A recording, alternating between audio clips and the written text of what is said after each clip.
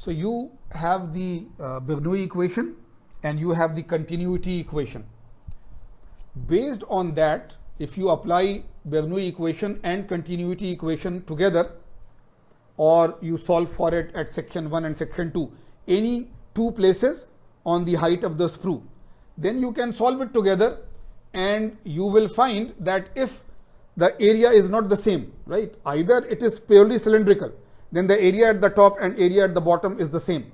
But if it is conical in area, conical in shape, then area will be different. So at the top it is A1, at the bottom it is A2, for example. So if you take the continuity equation and the Bernoulli equation together, you can solve them together and you will find that A1 upon A2 is equal to H2 upon H1. A1 upon A2 is equal to H2 upon H1. Of course, here one thing is already there, that we are assuming that there are no frictional losses. This is an assumption in reality because it is sand, and even though the sand particles are very fine and so on, but there is some roughness of the sand. This sprue is made of sand, so the wall of the cone is sand and there will be some friction between the metal and the sand particles. But just to do some calculations, we assume that this is not there. There is almost no friction. What we do is that when we get the sand, then when we are using the binder and so on, then they are like a very high lubricating type of thing also. So because of that, the wall friction is really reduced to a very small extent. Sometimes we can even put a small lubricant after the sprue is made. We can spray a small lubricant so that the friction goes down. So this assumption of no friction at the sprue wall is almost realistic. Once you assume that there is no frictional loss, then this equation can be used. So H1 and H2 are the height of the fluid column at one location on the sprue, at another location on the sprue. And this is area here and this is area here. Of course, it is conical, so that area at the top is circle and area at the bottom is circle, but the diameter is different, right? So now this is there, this is there. If you read the rest of the things, it will be there. Now, if a sprue is designed with a constant cross-sectional area, that means like a cylinder, regions may develop where the molten metal loses contact with the sprue walls. So try to understand this. If it is a straight cylinder, and you are pouring from there, then because of the pressure and velocity, it may try to fall down in such a way that it is not flowing all along the wall. So there may be a small gap sometimes between the wall and the liquid metal if it is straight. If that happens, some air is trapped inside, in that cavity, in that gap between the wall and the liquid, and that air can go inside and form bubbles in the casting. This will be very bad. But instead of straight walls, if it is slightly conical, right, slightly oblique, then the metal will always flow along the wall. It will not fall down, it will flow along the wall. So this is one thing, that if it is completely straight, the sprue, then maybe when you pour the metal, it is not flowing along the wall. There is gap in some places. Gaps means there will be air bubbles trapped. The second, if it is straight, then this heavy liquid metal can suddenly fall with this big height on the lower part where the gating system is, and because of this big fall, it can break away small portions of the sand. And if that happens, then small sand inclusions are also there inside the casting. So the casting should be only your metal. Either there are air bubbles inside or there is sand inclusion inside. Both ways, the strength and the mechanical properties and the quality of the sand casting is gone, right? So what we were saying here is that if the sprue is straight, then metal may lose contact. When that happens, the word aspiration may occur, whereby air will be sucked or entrapped in the liquid, right? So remember this word.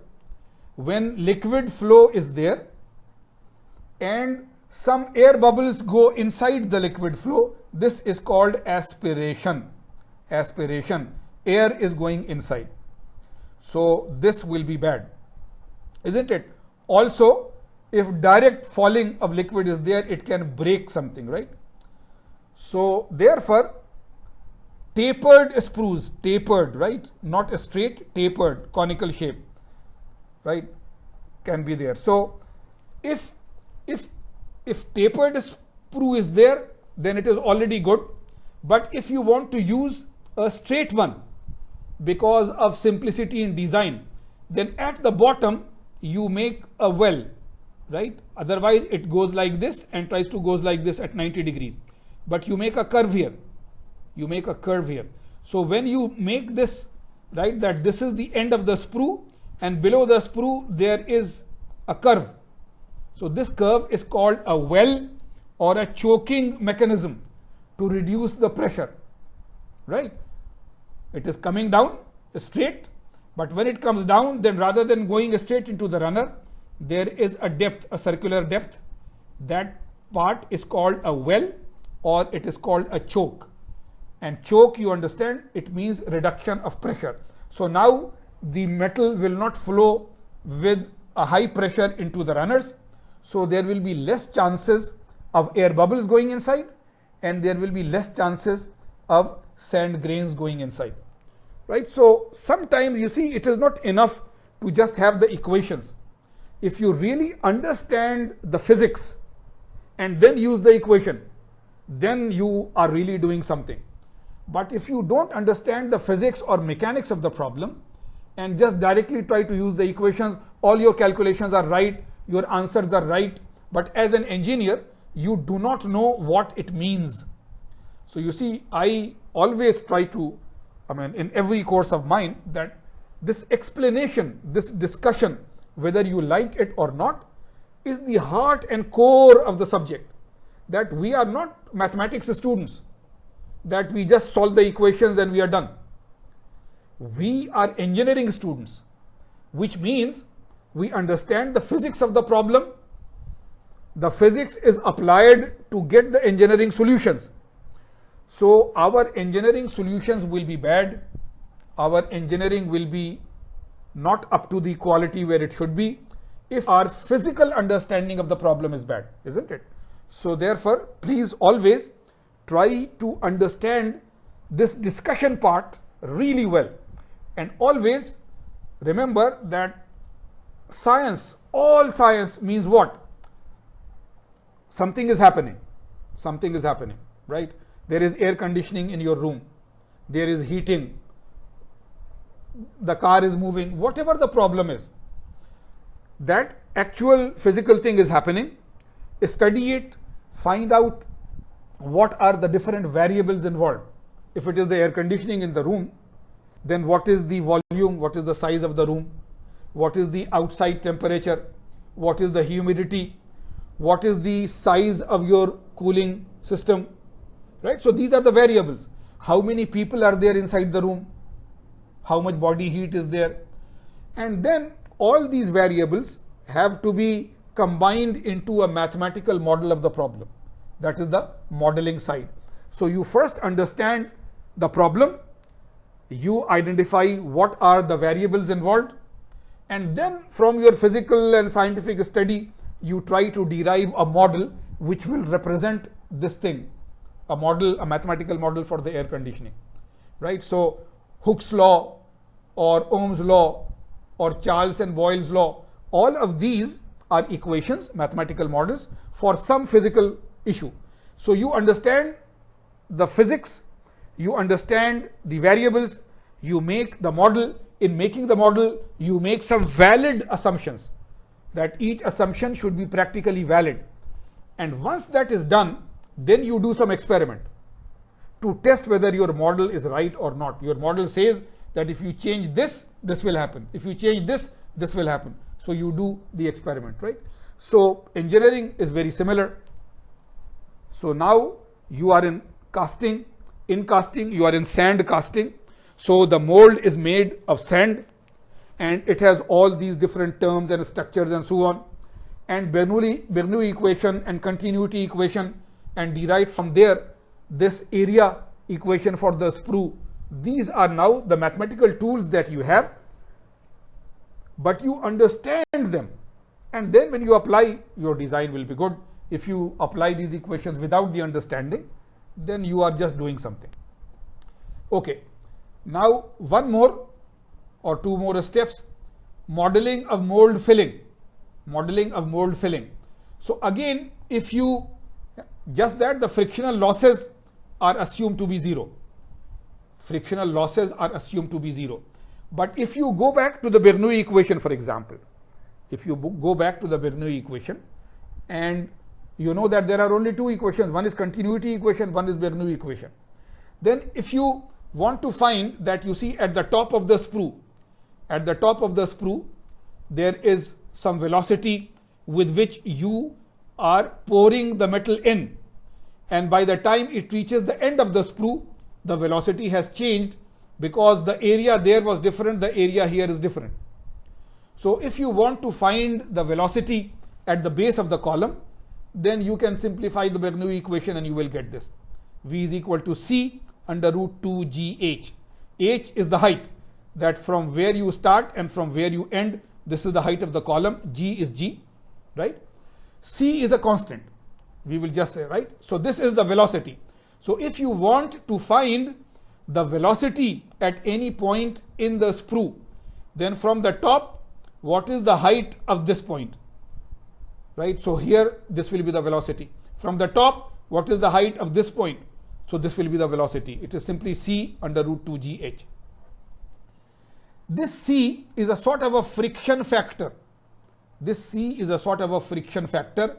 It is not equal to the coefficient of friction. Remember, this C is not equal to the coefficient of friction. Because of friction and the frictional coefficient between the metal and the sand wall, there is some constant value C which can be derived. This factor ranges between 0 to 1. For frictionless flow, if we assume that there is no friction, its value is 1, right? Because this is velocity. If C is 0, there is no velocity. It means C when it is 0 is that very, very high friction between the wall and the liquid, so that there is no flow.